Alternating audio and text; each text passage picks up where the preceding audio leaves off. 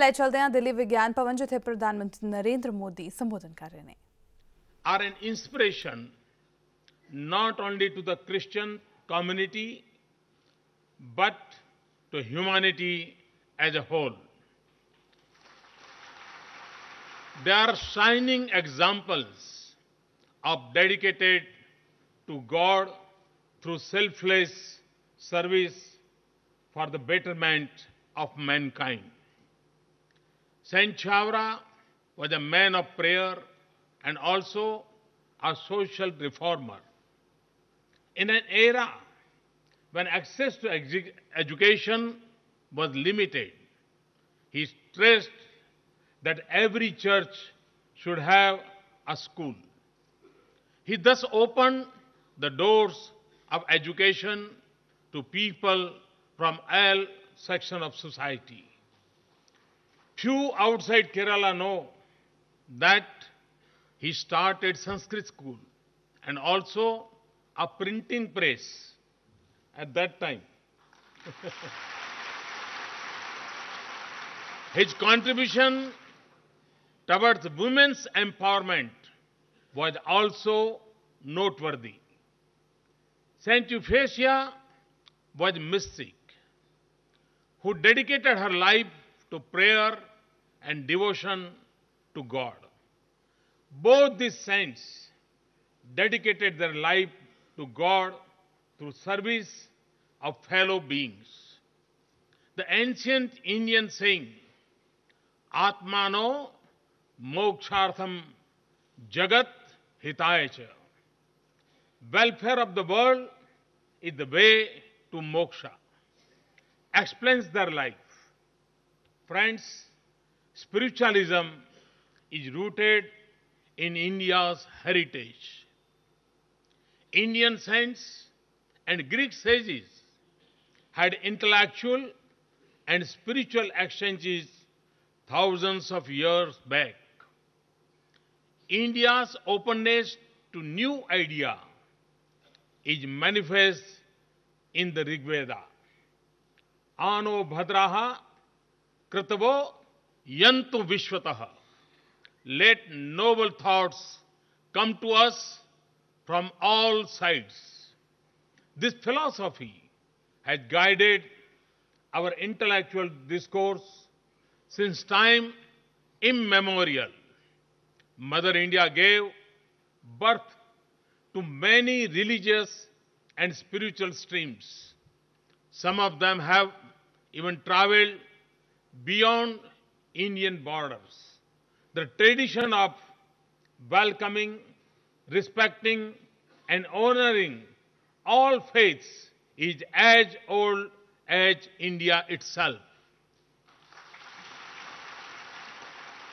As Swami Vivekananda said, we believe not only in universal tolerance, but we accept all religions as true. What Swami Vivekananda had said a century ago holds good and will forever, not only for this nation, but also for this government. Or, for the matter, any government in India run by any political party. This principle of equal respect and treatment for all faiths has been a part of India's ethos for thousands of years. And that is how it became integral to the Constitution of India. Our Constitution did not evolve in a vacuum. It has roots in the ancient cultural traditions of India. Gurudev Rabindranath Tagore had inspired us to dream of a land where the mind is without fear and the head is held high. It is that heaven of freedom we are duty bound to create and preserve. We believe that there is truth in every religion. Ekam Sat Vipraha Bahudha Vadanti. Friends, let me now come to the issue which is central and critical for peace and harmony in the contemporary world. The world is increasingly witnessing division and hostility on religious lines. This has become a matter of global concern. In this context, the ancient Indian play of mutual respect for all faiths is now beginning to manifest in global discourses. This long-felt need and urge for mutually respectful relations led to the Interfaith Conference on Faith in Human Rights at The Hague on 10th December 2008. This was coincidentally also the 60th anniversary of the Universal Declaration of Human Rights by the United Nations. Religious leaders representing every major world religions, Christianity, Hinduism, Judaism, Baha'i faith, Buddhism, Islam, Taoism, and indigenous religions met, discussed, and pledged to uphold the Universal Declaration and of freedom of religion or belief. In their historic declaration, they define what constitutes freedom of faith and how it is to be safeguarded.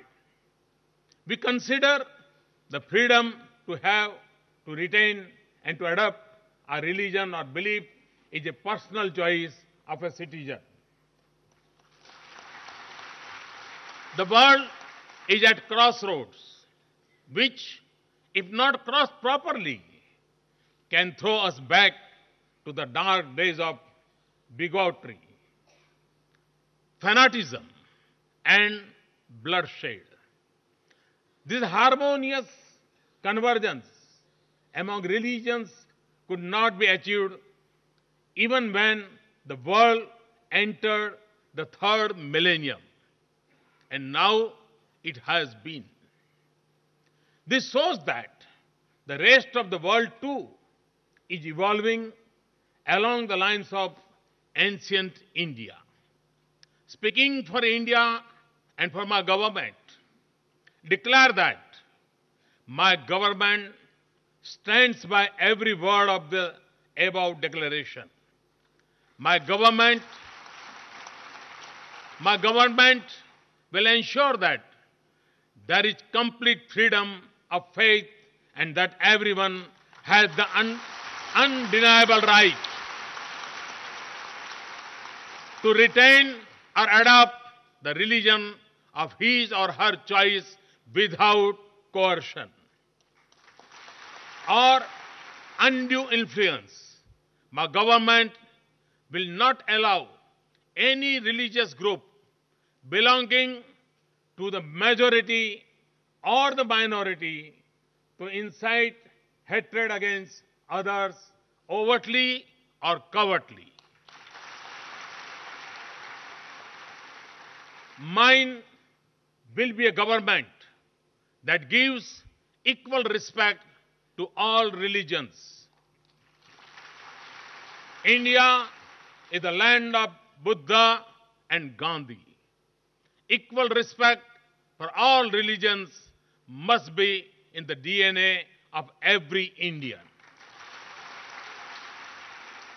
We cannot accept violence against any religion on any pretext, and I strongly condemn such violence. My government will act strongly in this regard. With this commitment, I appeal to all religious groups to act with restraint, mutual respect, and tolerance in the true spirit of this ancient nation, which is manifest in our Constitution and is in line with the Hague Declaration. Friends, I have a vision of a modern India. I have embarked on a huge mission to convert that vision into reality. My mantra is development. Sabka saath, sabka vikas.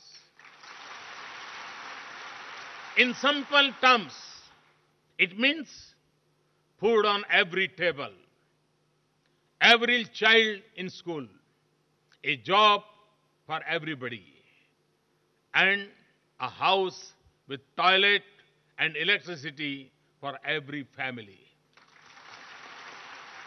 This will make India proud. We can achieve this through unity.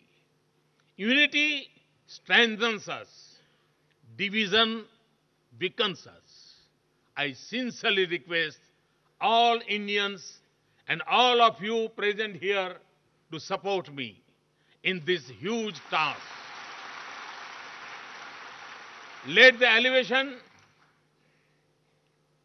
to sainthood of Saint Chavra and Saint Euphrasia and their noble deeds inspire us to maximize our inner strength, to use that strength for transforming society through selfless service, to fulfill our collective vision of a development and a modern India. Thank you very much. Thank you.